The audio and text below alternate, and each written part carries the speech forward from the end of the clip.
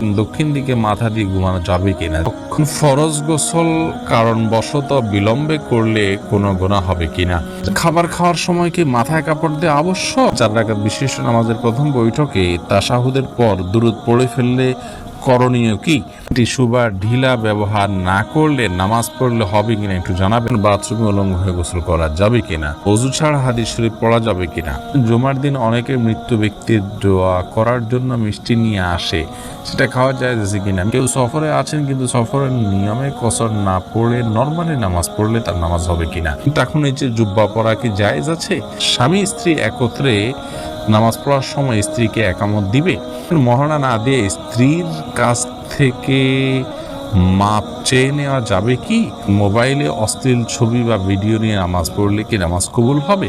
মেহেদী হাসান আপনি লিখেছেন কেউ সফরে আছেন কিন্তু সফরের নিয়মে কসর না পড়ে নরমালি নামাজ পড়লে তার নামাজ হবে কিনা, নামাজ তো হয়ে যাবে কিন্তু এই কাজটি করা উচিত নয়। সফরের যে আল্লাহ তাআলা ছাড় দিয়েছে ছাড় গ্রহণ করতে হয়, ইচ্ছাকৃত করা উচিত নয়, জায়েজ নাই।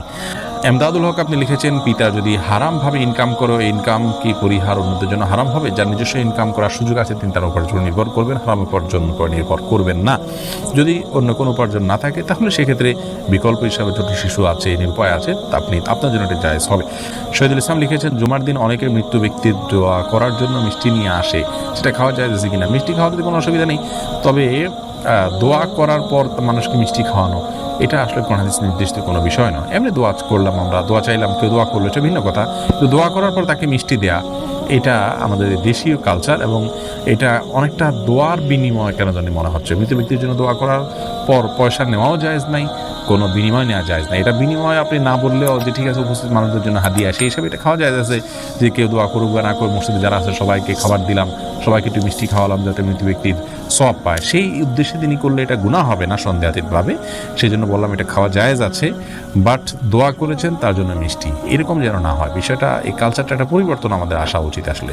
বেলাল হোসেন জানতে চেয়েছেন 4 রাকাত বিশিষ্ট নামাজের প্রথম বৈঠকে তাশাহুদের পর দুরূদ পড়ে ফেললে করণীয় কি, হানাফি মাযহাব অনুযায়ী আল্লাহুম্মা সাল্লি আলা মুহাম্মাদ এই পর্যন্ত পড়ে ফেললে আপনি সিজদা সও দিবেন। অন্যান্য অনেক উলামা ইকরাম অবশ্য বলেন যে না এই কারণে সিজদা সও দিতে হবে না, বিশেষ করে আরবি স্কলাররা বলেন যে না এর জন্য সিজদা সও দিতে হবে না, সৌদি আরব উলামা ইকরাম সহ অনেকেই বলেন। সাইফুল আপনি লিখেছেন টাকুর নিচে জুব্বা পরা কি জায়েজ আছে, টাকুর নিচে জুব্বা পরা জায়েজ নয়।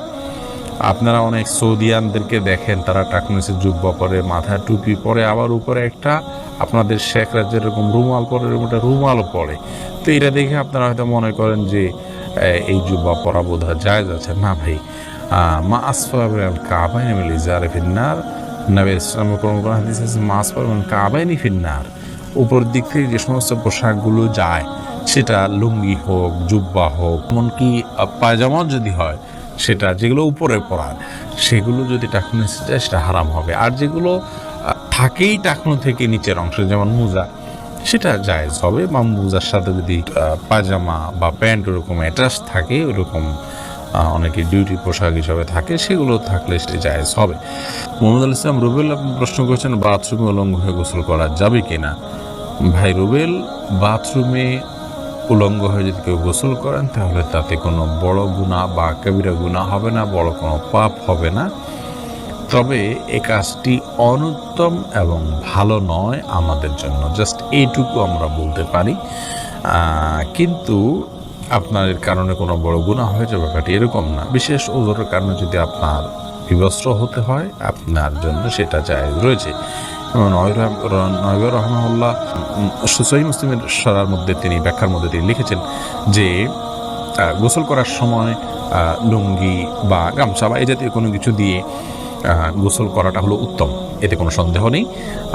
তবে যদি প্রয়োজন হয় তাহলে সেক্ষেত্রে উন্মুক্ত করে অর্থাৎ আপনার সম্পূর্ণ বিবস্ত্র হয়ে গোসল করা জায়েজ আছে। একটি হাদিস এরকম রয়েছে, নবী সাল্লাল্লাহু বলেছেন যে আল্লাহ তাআলাকে কেউ যদি নাও দেখে তো আল্লাহ তাআলাকে অন্তত লজ্জা করা উচিত, লজ্জাশীলতা থাকা উচিত, এই জন্য এরকমটি প্রয়োজন হলে করা যাবে, আর প্রয়োজন ছাড়া এরকম করাটা অনুচিত, অনুত্তম, ভালো কাজ নয়। প্রয়োজন হলে করা যাবে। তার আরেকটা দলিল হলো সহিহ বুখারীতে বর্ণিত হয়েছে যে আইয়ুব আলাইহিস সালাম তিনি একবার সমস্ত কাপড় চোপড় খুলে তারপর গোসল করেছেন। তারপরে মুসা আলাইহিসসালামের ব্যাপার আপনারা জানেন যে তিনি গোসল করতে নেমেছেন, পাথর তার কাপড় নিয়ে দৌড় দিয়েছে, তিনি তার পিছনে দৌড়াতে শুরু করেছেন। এগুলো সব বিশেষ কারণে এবং বিশেষ প্রেক্ষিতে। তাছাড়া এগুলো আগের শরিয়াত, সেগুলোর বিধান আমাদের জন্য হুবহু যে প্রযোজ্য তা নয়। আমাদের জন্য অনুত্তম হবে কাপড় চোপড় একদম খুলে গোসল করাটা, তবে হারাম নয়। এরপর সামিতা জেরিন আপনি লিখেছেন অজু ছাড়া হাদিস শরীফ পড়া যাবে কিনা? জি, হাদিস পড়তে পারেন। হাদিস পাঠ করার জন্য অজু এটা জরুরি নয়। ইসলামিক বই পুস্তক পড়ার জন্য অজু জরুরি নয়। অজু জরুরি হবে কোরআন কারীম যখন স্পর্শ করবেন পাঠ করার সময়, সেটি মুখস্থ করলে কোরআন শরীফ তেলাওয়াত করার জন্য আপনার মুখস্থ অজু থাকা জরুরি নয়। আর রাশেদ খান লিখেছেন মহানা না দিয়ে স্ত্রীর কাছ থেকে মাপ চেয়ে নেওয়া যাবে কি? স্ত্রীর কাছ থেকে মহানা না চেয়ে মাপ চেয়ে নিলে সেটা জায়েজ হবে, কিন্তু আপনি বিয়ের আগে থেকে প্ল্যান করছেন যে আমি রাতে বাসর রাতে স্ত্রীর কাছে মাপ চেয়ে নেবে, এটা তো ছোটো লোকই, এটা তো স্পষ্ট ছোটো লোকই। আপনাকে বিয়ে করতে গিয়ে বলেছে যদি আপনি মহানা দেওয়ার ক্ষমতা না থাকে। হ্যাঁ, আপনি দেওয়ার ক্ষমতা ছিল, প্ল্যান ছিল, কোনো কারণে হয়ে উঠলো না, আপনি তখন মাফ চান, একটা ব্যাপার। সন্দেহাতীতভাবে আপনার স্ত্রী যদি আপনাকে সন্তুষ্ট চিত্তে মাফ করে দেন তাহলে মাফ হয়ে যাবে। সূরা নিসা 24 নম্বর আয়াতে আল্লাহ বলেছেন ওয়ালা জুনাহা আলাইকুম ফিমা তারাদাইতুম বিহি মিন বাদিল ফারিদা, অর্থাৎ নির্দিষ্ট মহর ধার্য করার পর তোমরা যেটা উপরে সন্তুষ্ট হবে উভয় পক্ষ, সেটাতে কোনো অসুবিধা নেই। কোরআন কারীমে অন্য আয়াতে আল্লাহ আল্লাহ তাআলা আরও বলেছেন যে তোমাদের স্ত্রী যদি তোমাদেরকে কোনো ছাড় দেন মহর ব্যাপারে, তাহলে সেক্ষেত্রে ফাকুলুহু হানিআম মারিআ, তাহলে সেই ছাড় তোমরা গ্রহণ করতে পারো। কিন্তু আমার জানা নাই যে কোনো সাহাবী মহর ধার্য যাওয়ার পরে স্ত্রীর কাছে মাপ চাইছেন যে আমাকে মাফ করে দাও। এটা আমাদের কাপুরুষতা। এখন আসলে পৃথিবীতে ভাবের অভাব, ধরার সময় 10 লাখ 20 লাখ ধরি ভাবের জন্য, এরপরে মাপ চাই আমরা তলে তলে, এটা উচিত নয়, এটা কাপুরুষতা। এবং আগে থেকে সেজন্য আমাদের প্ল্যান থাকা উচিত। বাকি মৌলিকভাবে যদি স্ত্রীর কাছে আপনি মাপ চান, তিনি যদি মন থেকেই মাফ করে দেন, আপনার মাফ হয়ে যাবে ইনশাআল্লাহ। স্বামী স্ত্রী একত্রে নামাজ পড়ার সময় স্ত্রীকে একামত দিবে না? স্বামী স্ত্রী একত্রে যদি জামাতের সাথে সালাত আদায় করেন তাহলে সেক্ষেত্রে স্বামী নিজে একামত দিবেন, তিনি নিজে ইমামতি করবেন। স্ত্রী একামত দিবেন, স্বামী ইমামতি করবেন, ব্যাপারটি কিন্তু সেরকম নয়। আব্দুল মতিন আপনি লিখেছেন মোবাইলে অশ্লীল ছবি বা ভিডিও নিয়ে নামাজ পড়লে কি নামাজ কবুল হবে? নামাজ কবুল হয়ে যাবে, কিন্তু মোবাইলে ছবি, অশ্লীল বা হারাম কোনো কিছু নিয়ে যদি আপনি সালাত আদায় করেন তাহলে সেক্ষেত্রে আপনি আল্লাহ রাব্বুল আলামিনের সামনে দাঁড়াচ্ছেন, সে অবস্থায় আপনার যে মন মানসিকতা থাকা উচিত সেটি হচ্ছে না। আর এই অশ্লীল কোনো কিছু আপনার মোবাইলে যদি থাকে, খারাপ কোনো কিছু যদি থাকে, সেটা সালাতরত অবস্থায় থাকলে সেটা যেরকম অপরাধ, ঠিক একইভাবে সালাতের বাইরেও সেটা থাকাটা আপনার জন্য অপরাধ। বিধায় এর কারণে সালাতে কোনো প্রকার ব্যাঘাত হবে না। সালাত যদি আপনি মনোযোগ দিয়ে সালাতের যে অন্যান্য শর্ত আছে সেগুলো আপনি পূরণ করে সালাত আদায় করেন তাহলে সালাত তো হয়ে যাবে। বাট এই হারামটা আলাদা একটা আপনার জন্য ক্ষতিকর, আপনার সালাতের মধ্যে মনোযোগ নষ্ট হতে পারে। সেজন্য মোবাইল থেকে হারাম জিনিস এমনিতে সরিয়ে ফেলা উচিত, তবে সালাতের এইটার কারণে কোনো ক্ষতি হবে না। জুলকারনাইন আপনি লিখেছেন ফরজ গোসল কারণবশত বিলম্বে করলে কোনো গুনাহ হবে কিনা? গোসল বিলম্ব করলে কোনো গুনাহ হবে না, তবে ফরজ গোসল যদি আপনি দেরিতে করতে চান পরবর্তী ফরজ নামাজের আগে আগে আপনাকে করে ফেলতে হবে। আর মাঝে যদি অন্য কাজ করতে চান, রাতে গোসল ফরজ হয়েছে, আপনি ফজর নামাজের আগ মুহূর্তে গোসল করবেন, তাহলে মাঝে অন্য কাজের জন্য এমনকি ঘুমানোর জন্য অজু করে ঘুমানোটা হলো সুন্নাহ। নবী সাল্লাল্লাহু আলাইহি এটি করতেন, এটি করা ভালো।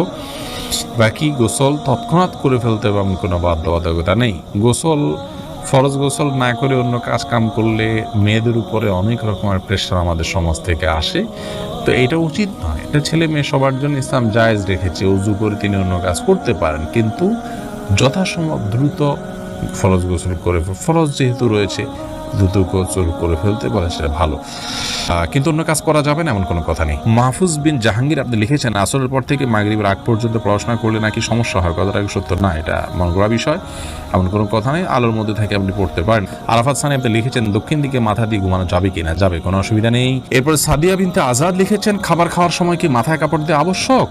না বোন, খাবার খাওয়ার সময় আমরা মাথায় কাপড় দিতে বাধ্য নই। কোরআন হাদিস আমাদেরকে এর উপর নির্দেশ দেয় না যে ছেলে হোক মেয়ে হোক নারী হোক পুরুষ হোক খাবার সময় আমাদেরকে টুপি দিতে হবে। অনেকে দেখা যায় খেতে বসলে টুপিটা তালাশ করে নেয়, আমার টুপিটা দাও আমি খেতে বসবো। অনেকে মনে করেন মাথায় কাপড় দিয়ে তারপরে খেতে হয় না, এমন কোনো বাধ্যবাধকতা নেই। খাওয়ার সময় আপনার মাথা খালিও থাকতে পারে, ঢেকেও আপনি খেতে পারেন। এ বিষয়ে কোনো বিশেষ নিষেধাজ্ঞা নেই। রদ্দুল মুখতারি লেখা হয়েছে যে ওয়ালা বাসা বিল আকলি মুত্তাকিয়ান ও মাকসুফার রাসি, অর্থাৎ গ্রহণযোগ্য মত অনুযায়ী উন্মুক্ত মাথায় অর্থাৎ খালি মাথায় বসে খেতে কোনো অসুবিধা নেই। এমনি শাকিউল ইসলাম লিখেছেন টিস্যু বা ঢিলা ব্যবহার না করলে নামাজ পড়লে হবে কিনা একটু জানাবেন। আপনি যদি পবিত্রতা অর্জন করেন পানি দিয়ে এবং ভালোভাবে করেন, আপনি নিশ্চিত হন যে আর পেশাব বের হয়নি, তাহলে সেক্ষেত্রে আপনার নামাজ হয়ে যাবে। আপনার পবিত্রতাটা নিশ্চিত করাটা হলো মূল বিষয়।